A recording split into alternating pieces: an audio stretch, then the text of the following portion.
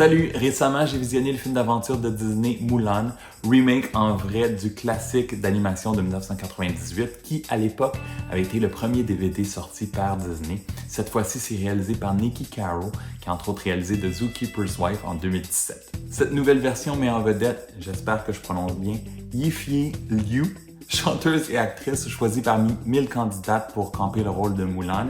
Il y a aussi Donnie Yen qu'on a pu voir dans Rogue One en 2016, Li Gong qu'on a pu voir dans Memoirs of a Geisha en 2005 et Jet Li qui est méconnaissable dans le rôle de l'empereur qu'on a pu voir dans The Expendables 3 en 2014. Un jour, l'empereur de Chine annonce qu'un homme par famille devra servir dans l'armée impériale pour défendre son pays et la jeune Mulan décide de prendre la place de son père qui est malade. Et pour passer inaperçue parmi les soldats, elle devra se déguiser en homme et s'appeler Jun et elle devra tout faire pour garder son secret intact pour préserver l'honneur de la famille. You will die pretending to be something you're not. Yet here I stand, proof that there is a place for people like us.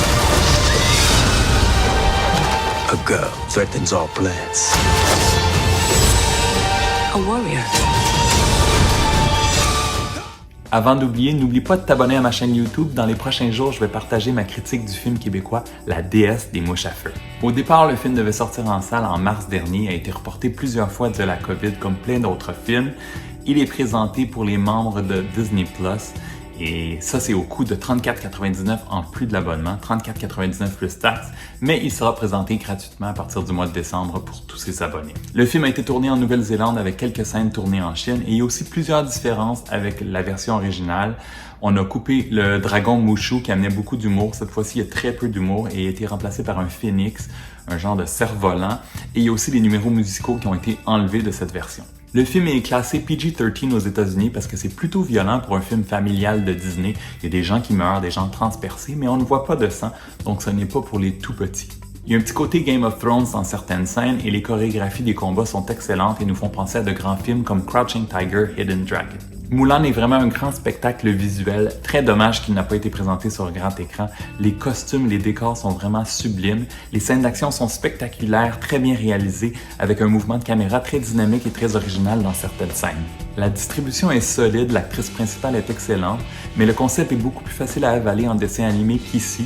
C'est difficile de croire que personne ne se doute qu'elle soit une femme, malgré ses traits très féminins.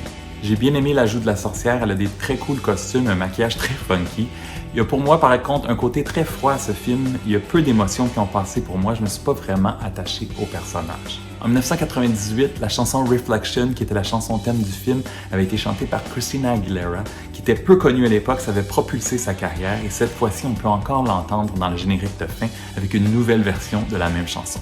Mulan version 2020 vaut vraiment la peine d'être vu sur l'écran le plus grand possible, le plus grand que vous pouvez trouver.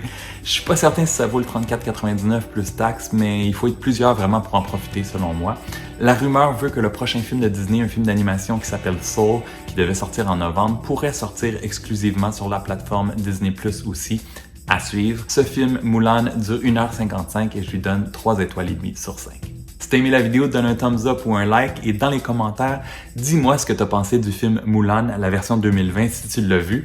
Oublie pas que tu peux me suivre aussi sur ma page Facebook, sur mon compte Instagram et sur mon compte Twitter. On se revoit très bientôt. Ciao!